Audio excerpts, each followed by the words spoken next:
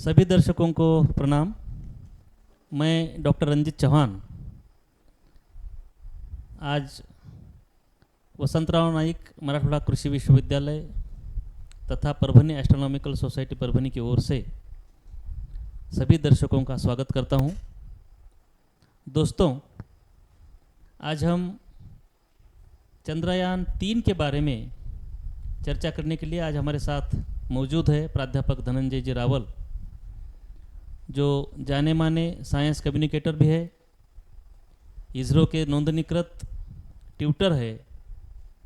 धनंजय रावल साहब का अहमदाबाद में अंकुर हॉबी सेंटर है जो विज्ञान तथा अवकाश विज्ञान से संबंधित है। धनंजय रावल साहब ने 100 से भी ज़्यादा पुस्तकों का निर्माण किया है जिसमें विज्ञान अवकाश विज्ञान के बारे में प्रस्तुत किया है। धनंजय जी रावल साहब विज्ञान तथा अवकाश विज्ञान के संबंधित खिलौनों का निर्माण भी करते हैं। आपको 2004 का इनोवेशन पुरस्कार प्राप्त हुआ है जो कि औद्योगिक मंत्रालय की ओर से दिया जाता है। 2012 में विपिन जोशी स्मारक समिति पुरस्कार से इनको सम्मानित किया गया है तथा 2017 में गुजरात साइंस एकेडमी की ओर से इनको पुरस्कार दिया गया है। मैं धनंजय जी रावल साहब का यहाँ बहुत बहुत स्वागत करता हूँ। नमस्कार। रावल जी, मैं ये जानना चाहूँगा कि चंद्रयान प्रकल्प जो है इसका सफ़र कैसा रहा? आज तक जो चंद्रयान का सफ़र है हमारे देश में, ये चंद्रयान 1 हो गया, 2 हो गया, अभी हम 3 की ओर बढ़ रहे हैं, तो इस सफ़र के बारे में थोड़ा हमारे दर्शकों को विस्तृत रूप से बताइए। चंद्रयान मिशन की जो परिकल्पना की बात करें तो आज से लगभग 25 साल पहले हमारे भारत के जो वैज्ञानिक हैं, खास करके जो फिजिकल रिसर्च लेबोरेटरी जो अहमदाबाद में है, उनके सारे वैज्ञानिकों को एक विचार आया कि भले अमेरिका, रशिया इतनी बार चंद्र पे जा चुके हैं, लेकिन हमें भी एक अलग सोच लेके, एक अलग विचार और एक नया आइडिया लेके मून पे जाना चाहिए। और वो जाने का रीज़न ये है कि अमेरिका और रशिया जो आज तक चंद्र पे जो गए हैं और उनकी आप जैसे अपोलो मून लैंडिंग साइट आप देखें तो आपको पता चलेगा कि उन्होंने सिर्फ जो चंद्रमा के इक्वेटोरियल रीजन जो है यानी विषुववृत्तीय प्रदेश है वहीं उन्हें लैंडिंग किया है। तो वहाँ ठीक है, वो जाओ और लैंड करो और मिट्टी लेके आओ, तो जाने और आने का काम हमने कर दिया। दोनों की लड़ाई जो रशिया और अमेरिका के बीच में थी और हम जीत गए, ये सारी बातें के लिए एक अलग है, लेकिन एक रिसर्च पर्पस वहाँ से कुछ नया ढूंढ के लाने की जो बात करते हैं, ये सफलता दोनों में से किसी को नहीं मिली। उसका कारण ये है कि हम कोई अदर प्लेनेट में हम जाते हैं तो वहाँ जाने के बाद और जाने से पहले, जैसे यहाँ पृथ्वी पे हम रहते हैं और कोई नया घर ढूंढने जाते हैं, लेने जाते हैं, तो वहाँ सबसे पहले हम ये देखते हैं कि क्या यहाँ पे पानी आता है या नहीं। इसी तरह कोई अदर प्लेनेट पे जाना है, हमारे जो उपग्रह है चंद्र के ऊपर जाना है, तो वहाँ पे सबसे पहले हमें ये ढूंढना चाहिए कि वहाँ पे पानी है या नहीं। अगर पानी मिलता है तो बहुत कुछ हम कर सकते हैं। ये काम अमेरिका और रशिया ने आज तक किया नहीं। तो भारत ने ये सोचा कि हम मून पे जाएंगे, लेकिन जैसे पृथ्वी पे पानी उत्तर ध्रुव और दक्षिण ध्रुव में सबसे ज़्यादा पानी है, उसी तरह अगर पानी ढूंढना है चंद्र के ऊपर तो सबसे ज़्यादा पानी उनके उत्तर ध्रुव या दक्षिण ध्रुव पे ही हो सकता है कोई भी ग्रह के अंदर। तो हम विषुववृत्तीय प्रदेश में नहीं जाएंगे, हम ध्रुवीय प्रदेश में हमारा चंद्रयान का प्रोजेक्ट को हम फोकस करेंगे। तो चंद्रयान का मुख्य मिशन वो था कि हम ध्रुवीय प्रदेश में लैंड करें, क्योंकि अमेरिका और आज रशिया विषुववृत्तीय प्रदेश पे गए हैं लेकिन ध्रुवीय प्रदेश में आज तक वो जा नहीं सके। इसका मतलब ये है कि हम लोग उनसे एक कड़ी आगे चल रहे हैं। हाँ, बिल्कुल जी। मैं ये आपसे जानना चाहूँगा कि चंद्रयान 1 की उपलब्धियाँ क्या थी और हम फिर चंद्रयान 1 के बाद 2 को क्यों चले गए? हाँ, देखो, कोई भी जैसे अपोलो का भी जो मिशन था उसमें अपोलो 1, 2, 3, 4 ऐसे करके 11 मिशन गए और हर एक मिशन में कुछ ना कुछ इम्प्रूवमेंट उन्होंने किया। इसी तरह स्पेस प्रोग्राम के कोई भी प्रोग्राम है तो पहले हमें ये देखना पड़ता है कि क्या हम वहाँ जा सकते हैं या नहीं। तो चंद्रयान 1 का जो मोटो था, जो ध्येय था, वो ध्येय एक था कि सबसे पहले हम ज़्यादा कुछ नहीं करेंगे, एक तो हम यहाँ से चंद्रमा पर जाने की टेक्नोलॉजी डेवलप करेंगे, हम हमारी क्षमता है या नहीं वो देखेंगे, और एक ऑर्बिटर, ऑर्बिट मानी उनके ऑर्बिट के आसपास घूमने वाला एक पेलोड जी हम भेजेंगे जो चंद्रमा के आसपास घूमता रहेगा। अगर इतना हम काम कर सके तो ये बहुत बड़ी बात है। जी। तो ये चंद्रयान 1 की उपलब्धियां थी। हाँ जी। फिर चंद्रयान 2 में हम जब गए तो चंद्रयान 2 की उपलब्धियां क्या थी? चंद्रयान 1 के बाद वो प्रोग्राम इतना सक्सेसफुल रहा, और ये सक्सेस होने के बाद हमारे सारे जो वैज्ञानिक हैं उनके हौसले बिल्कुल बुलंद हो गए, और उनको विश्वास हो गया कि हम भी कुछ काम कर सकते हैं, ऐसा नहीं खाली सैटेलाइट स्पेस में भेजना। तो इसीलिए चंद्रयान 3 में बहुत बड़े मेजर चेंजेस किए। उसमें सबसे पहला चेंजेस तो ये था कि जो हम रॉकेट PSLV टेक्नोलॉजी का यूज़ करते थे, हमारे पास क्रायोजेनिक इंजन वगैरह नहीं थे, तो वो हमने बना दिए, जिसके कारण हम चंद्रमा के ऊपर बहुत जल्दी वहाँ पे जा जी। सकते थे। तो सबसे पहला बदलाव हमने किया रॉकेट में।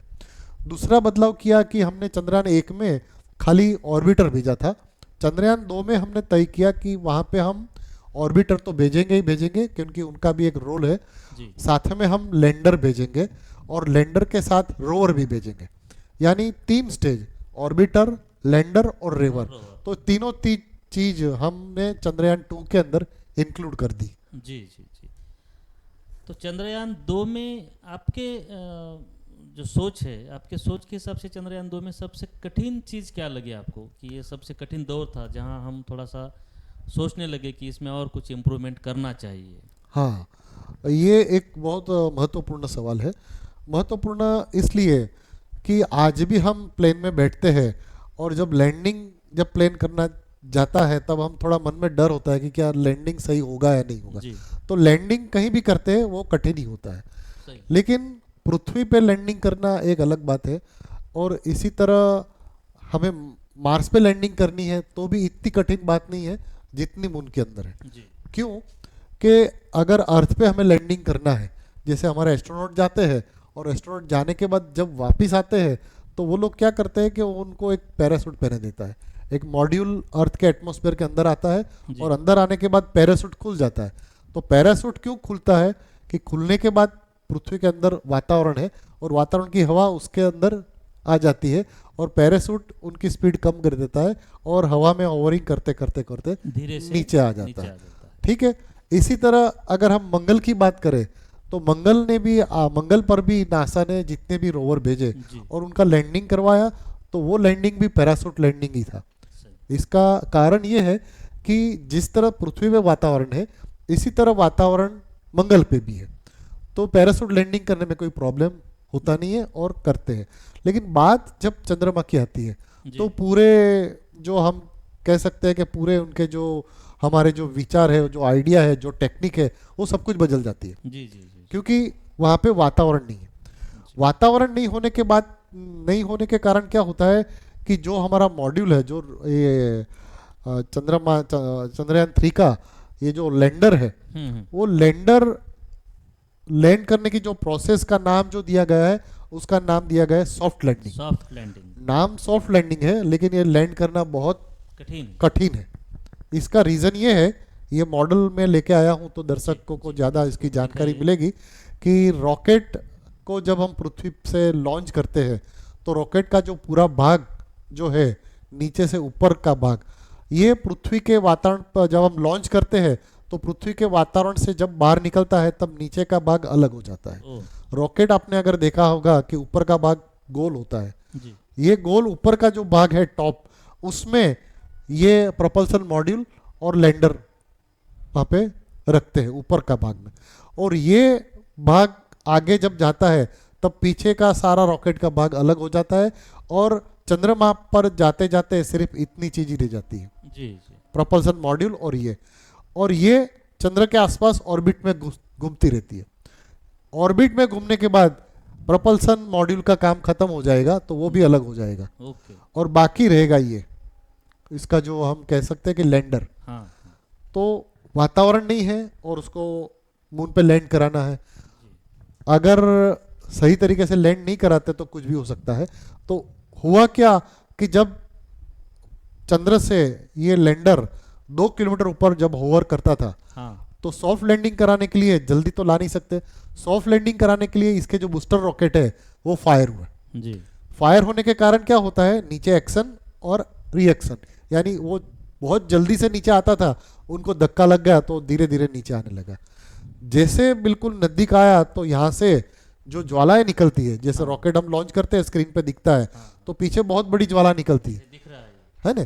तो ये जो ज्वाला निकलती है तो वो नीचे टकराई मून की धरती के ऊपर, जी और उसके कारण मून के जो उसका जो लेयर था, सपाटी थी ऊपर की, वहां से भी धूल बहुत निकलने लगी, और इतनी सारी धूल निकलने लगी कि यहाँ पे जो सेंसर लगे थे जी जिनको डिस्टेंस मेजर करना था कि ये और चंद्रमा के बीच में कितना अंतर थे, इतना अंतर। वो डिस्टेंस मेजर करने में गड़बड़ हो गई, और इनको ऐसा लगा कि मून की धरती आ गई, जमीन आ गई, तो ये सारे रॉकेट, प्रोपल्सल रॉकेट बंद हो गए और धड़ाम करके नीचे गिर गए। नीचे गिर गया।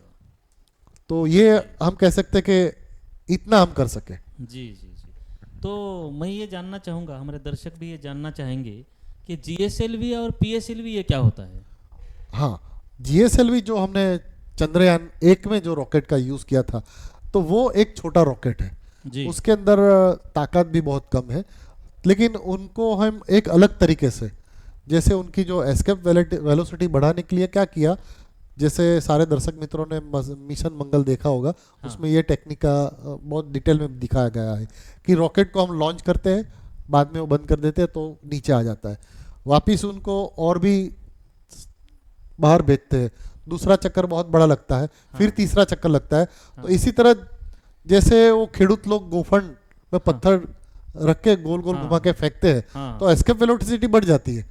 तो सही। वही टेक्निक को लेके हमने चंद्रयान 1 का यूज किया था, यानी- लेकिन चंद्रयान 2 में जीएसएलवी रॉकेट है, जी। उसको सीधा लॉन्च करके सीधा मून पे भेज सकते हैं, तो कम समय में ये हम काम कर सकते हैं। तो ये दोनों में एक फर्क है, फर्क जीएसएलवी में हम लोग सीधा भेज सकते भेज हैं, सकते हैं तो पीएसएलवी में वो गोल घुमा उसको के पृथ्वी भेज को जाता गोल है। गोल घुमा के एस्केप वेलोसिटी बढ़ा के फिर हम भेज सकते हैं। ये पेलोडर क्या होता है डॉक्टर साहब? हाँ, पेलोड जो भी सारे लैंडर है या तो ऑर्बिटर है, उसके अंदर जो भी अलग अलग इंस्ट्रूमेंट रखे हैं, जी जैसे यहाँ पे आप स्क्रीन पे देखेंगे तो बहुत सारे ऑप्टिकल कैमरा भी हमने चंद्रयान 3 में लगाया है, हाँ आएगा, आप ध्यान से देखेंगे। तो पहले जो हमने चंद्रयान 2 में जो ये सेंसर लगाए थे, वो सेंसर इतने पावरफुल नहीं थे और इतनी संख्या में नहीं थे, और जितने भी हमने कैमरा या सेंसर लगाए, पेलोड लगाए, उससे उन्होंने डिस्टेंस मेजर कर दिया। जी तो ये सारे सेंसर्स या तो यंत्र जो भी होते हैं उसको हम पेलोड कहते हैं। पेलोड कहते हैं। तो हम ये जानना चाहेंगे हमारे दर्शक कि ये जो लॉन्चिंग प्रक्रिया है वो किसी एक विशिष्ट सेंटर से होती है, जैसे कि श्रीहरिकोटा, हाँ तो ये लॉन्चिंग हम परभनी से क्यों नहीं कर सकते या औंढा से क्यों नहीं कर सकते? हाँ, कहीं से भी कर सकते हैं, लेकिन लॉन्चिंग करने के बाद परभणी से करना है, औंधा से करना है, हम दिल्ली से भी कर सकते हैं, कहीं से भी करना है, लेकिन लॉन्चिंग होने के बाद उसके जो आफ्टर इफेक्ट हम बोलते हैं, जी उसकी वो भी देखनी पड़ती है, क्योंकि रॉकेट तो लॉन्च होकर ऊपर चला जाता है, लेकिन पीछे उनके जो फ्यूल टैंक है, उसके जो पार्ट है, वो अलग होके वो सीधा जमीन के नीचे आ जाता है। अगर हम औंधा से या तो परभणी से हमने लॉन्च किया, लॉन्च करने के बाद उसके जो अनयूज पार्ट जो अलग हो गए, वो अगर जमीन पे आ जाते हैं जी तो जानहानि होने की शक्यता बहुत ज़्यादा होती है, तो जीवित हानि होने की शक्ति हो सकती है। तो इसलिए हमने क्या किया कि हम भौगोलिक दृष्टि से भी बहुत अच्छी जगह पे है भारत, कि उनका एक बहुत बड़ा दरिया किनारा है, जी और दूसरी एक दरिया किनारे के कारण क्या होता है कि रॉकेट लॉन्च होता है और उसमें कोई भी प्रॉब्लम या तो उसके जो यूज्ड पार्ट गिर जाते हैं तो दरिया में गिरते हैं, किसी को नुकसान होता है। नुकसान नहीं होता। दूसरी बात यह है कि हम भारत, मैंने कहा कि भौगोलिक दृष्टि से भी बहुत अच्छी जगह पे है कि हमारा भारत विषुववृत्त से बिल्कुल नजदीक है, खास करके दक्षिण भारत, और पृथ्वी पे विषुववृत्त एक ऐसी जगह है वहाँ पे एस्केप वेलोसिटी सबसे ज़्यादा मिली। एस्केप वेलोसिटी, हाँ, जो गोल गोल घूमती है ना, हम उत्तर ध्रुव पे गोल गोल घूमे तो वो चक्कर बहुत धीमे घूमता है, जी लेकिन विषुववृत्त पे वो बहुत जल्दी घूमती है। जल्दी घूमती तो एस्केप वेलोसिटी नेचुरल बेनिफिट भी हमको बहुत ज़्यादा मिल जाता है, जी जी। इसलिए हमने वो श्रीहरिकोटा सिलेक्ट किया है। बहुत ही अच्छा आपने इसका सरल और सादी भाषा में हमको बताया कि एस्केप वेलोसिटी क्या होती है। तो हम ये जानना चाहेंगे रावल साहब कि ये चंद्रयान 3 में ऐसी कौन सी नई चीज़ों का एडिशन किया गया है इसमें कि फिर हम चंद्रयान 3 में जा रहे हैं? हाँ। इसके बाद की उपलब्धियां क्या होगी? हाँ। इसका देश को क्या फ़ायदा होगा या फिर समाज को क्या फ़ायदा होगा? इस पे थोड़ा सा प्रकाश अगर डालेंगे तो हमारे दर्शकों के लिए बहुत ही बड़ी बात होगी। चंद्रयान 3 की अगर बात करें तो चंद्रयान 2 का जो हमने काम किया, भले वो लैंडिंग ठीक तरह से नहीं हुआ, जी। लेकिन वहां तक भी दुनिया के कोई देश आज तक गए नहीं। वो सबसे बड़ी हमारी उपलब्धि हम तो कह इसका सकते मतलब हैं। हमारी सबसे बड़ी उपलब्धि है कि हम हाँ। दुनिया से थोड़ा सा और आगे हैं। और आगे चले गए। जी, जी। ठीक है। और हमें पता है, हम जानते भी है कि विफलता के आगे सफल वो एक कड़ी है। जी। तो वो जो हमको विफलता मिली उसके दरमियान हमने बहुत कुछ सीखा। हमने ये सीखा कि चंद्रयान 2 में जो हम फ्यूल लेके देंगे, तो अगर एक्सीडेंट होने के बाद उसको रिस्टार्ट करना है तो फ्यूल कम था, इसलिए रिस्टार्ट नहीं कर पाए। तो हमने चंद्रयान 3 में फ्यूल टैंक बहुत बड़ी बनाई। उसके जो लेग जो है जिसके ऊपर वो लैंड करना है, जी। वो लेग भी हमने मजबूत बनाए कि अगर कुछ भी प्रॉब्लम होता है, इतने बड़े जर्क आते तो भी वो सहन करे और उसको कुछ नुकसान नहीं। और पूरा उसका जो स्ट्रक्चर है वो भी पहले से ज़्यादा मजबूत बनाया ताकि ऐसी कोई संभावना नहीं हो। तीसरी चीज़ के उनके जो सेंसर्स है वो भी पावरफुल बनाए। इसकी जो बैटरी है, सॉरी सोलर पैनल है, तो वो भी ज़्यादा संख्या में बनाई है ताकि वहाँ से भी एनर्जी हमें ज़्यादा मिल सके। एक चीज़ जो थी वो ऑर्बिटर, वो हमने चंद्रयान 2 में तो ऑलरेडी भेजा ही था और वो घूमता ही रहता है, अभी वहाँ ही है। तो ऑर्बिटर दूसरी ओर भेजने की जरूरत नहीं है। तो चंद्रयान वो 3 हमने में ऑर्बिटर नहीं है। ऑर्बिटर नहीं है, तो वो इसलिए हम उसकी ईंधन की क्षमता बढ़ा सके। वो बढ़ा सकते हैं, कम लोड वहाँ पे ले जाने की जरूरत जी, पड़ेगी। तो बहुत ही महत्वपूर्ण बातें आपने बहुत ही सादी सरल और सूफी भाषा में, हाँ। जो सामान्य जन की भाषा होती है उसी भाषा में आपने हमको समझाया। तो मैं वसंतराव नाइक कृषि विश्वविद्यालय परभनी तथा परभनी एस्ट्रोनॉमिकल सोसाइटी परभनी की ओर से मैं डॉक्टर रंजीत चौहान आपका बहुत बहुत धन्यवाद व्यक्त करता हूँ। धन्यवाद। थैंक यू धन्यवाद वेरी दर्शकों। मच।